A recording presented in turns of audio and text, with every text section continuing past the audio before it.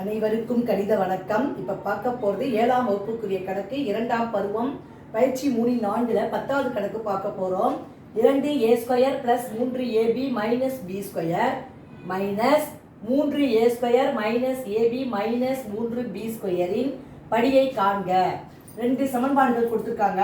இரண்டையும் கழிச்சிட்டு வரக்கூடிய விடையில படி என்ன அப்படிங்கிறத நம்ம பார்க்க போகிறோம். முதல்ல கொடுக்கப்பட்ட கணக்கை முதல் உறுப்புகளை நம்ம எப்போவுமே என்ன பண்ணுவோம், முதல்ல கொடுக்கப்பட்டதை வந்து நம்ம அப்படியே எடுத்துக்கிறோம்.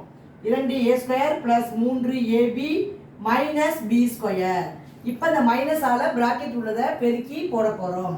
அதாவது பிராக்கெட்டை ரிமூவ் பண்ணிடுறோம். Minus into plus -3a². மைனஸையும் பெருக்கினால் plus ab minus into minus plus 3b².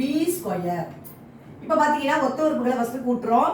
2a² இருக்கு, அடுத்து என்ன இருக்கு -3a², அடுத்து பிளஸ் 3ab பிளஸ் ab, அடுத்து என்ன இருக்கு -b² பிளஸ் 3b².